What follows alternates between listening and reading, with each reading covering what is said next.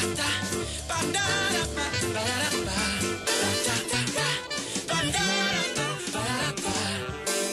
you one of my students? Yes, yes. Oui. Yes, oui. Kim Samsung. Kung talaga yung pangalan mo? Kombinasyon kasi yan ng tatlong pangalan. Pangalan ng lolo ko, Kimberly, tatay ko, Samuel, nanay ko, Sonia. Ikaw, Samson, asawa ka na ba? Boyfriend. Pwede ba mag-share dito sa table mo? Kira, by the way, nung una kita nakita, hindi ko ma-explain. Hindi ko alam kung ano yung naramdaman ko. Basta bigla na lang bumilis yung kabog ng dibdib ko. Ganun din ako, Harvey. Hindi ko isinuko ang bataan. Kasi inisip ko pa rin ang pagiging dalagang Pilipina ko. Pero sa totoo lang, muntik na akong bumigay.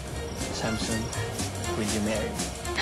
Oo naman, Harvey! Hindi basta-basta ang pagpapakasal, Samson. Maureen, sa buong buhay ko, ngayon lang ako magiging ganito kasaya. Alam na ba ng nanay mo yan?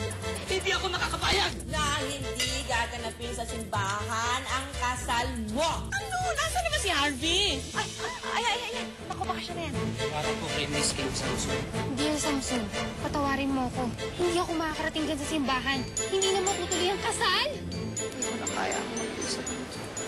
Wala nang halaga ang buhay ko. Wala nang dahilan para manatili pa ako dito. Tama na. Ayoko na. Ba't tinapan yung singsing? Pwede ko pang mapakinabangan yun ah. May batulin yun eh. Maybe it's you I'm thinking of. Oh man, this broken heart of mine. It's you I'm wishing for. Will be with me tonight. So Ang singsing!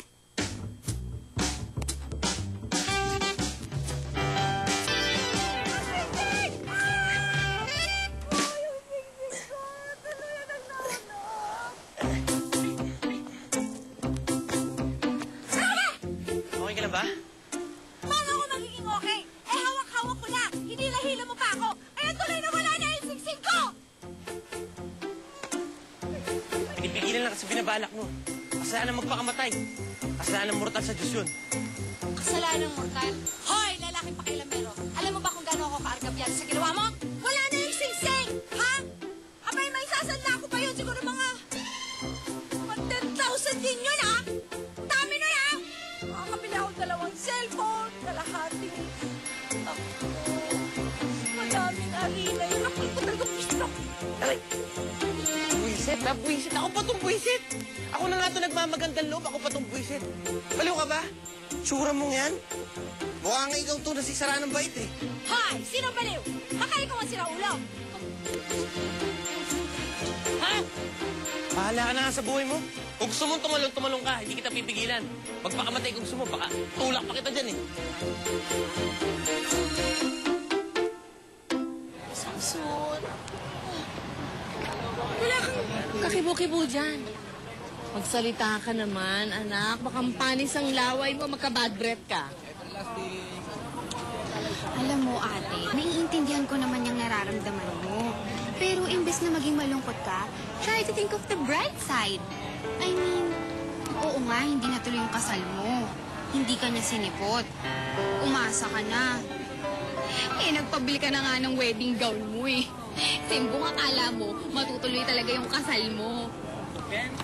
Matutupad na sana lahat ng pangarap mo. Kaya lang, hindi naman siya dumating. Imagine, isang buhapong lalaking nagkagusto sa'yo.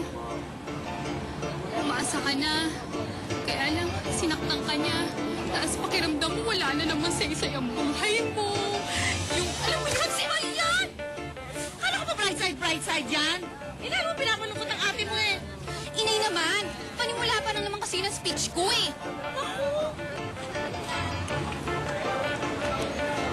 Ate, isipin mo na lang na mabuti na rin ngayon pa lang nalaman mo na yung tunay na pagkatao ni Kuya Harvey. Kasi naman, sige nga, kinasal kayo. Tapos, nagkaroon kayo ng anak. Tapos, dun siya nagloko. Oh, di mas malaking problema yun. Diba, Inay? Tama si Elisa, Samson. Kalimutan mo na yung Harvey na yan. Turing mo na lang sa isang masamang panaginip.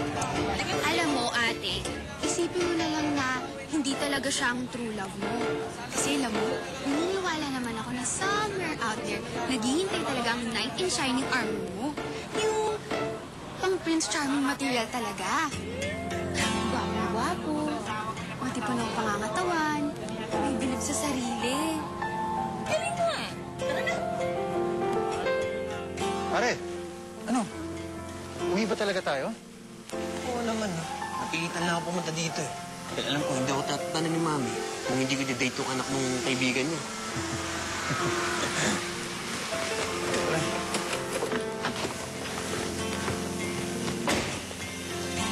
Sarap pa ng puso, sige. Balik po kayo, sir. Thank you. Kamusta naman yung date niyo? Well, I enjoyed naman my stay in London. Pero syempre, nung una, na-homesick ako. Maganda siya. Edukada, pero walang laman, eh. I was able to finish my studies, and at the same time, I learned to be independent there, and I learned to live on my own. Naging exciting lang yung gabi nung nagkaroon ng eksena sa coffee shop.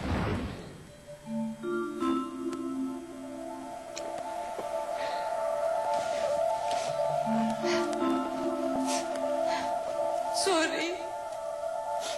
Yun lang ang masasabi mo sa akin. Pagkatapos mo ko pasahin ng paibigin. Sorry. Yun lang. Harvey, mahal kita. Nagkatiwala kita. Sabi mo, mahal mo rin ako. Totoo ba yan? Nagsisinungaling ka lang. Minahal mo rin ba ako?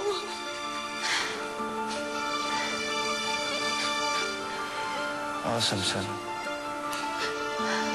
Minahal kita. Pero hindi ako lalaki para sa'yo. Patawarin mo ako.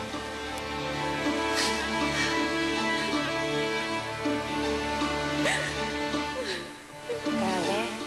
Kawawa naman yung girl na yun. Hindi na dapat hinarap yung lalaki. Nagmumukha lang siyang desperado.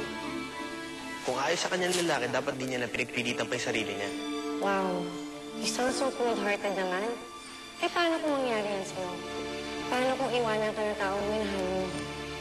Hindi mo ba ipaglalaban ang pag-ibig mo? No.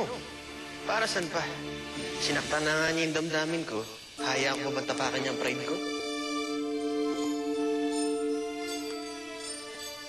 At nakita ko pa uli babae sa Mines View. Naka-wedding gown pa rin. At tatalon sa bangin. Huwag mo sabihin, tinigilan mo. Oo. Nagsisisi nga ako, may topak ata yung babae yun. Inaway ako. Kung hindi lang babae yun, pinatulang ko na yun. Kaya pala siguro iniwan ng lalaki. Pero, ano kaya nangyari doon? Sa tingin mo, bro, natuloy kayang pagpapakamatay niya? I don't really care. As long as hindi ko na makita yung babaeng yun uli, okay na sa akin.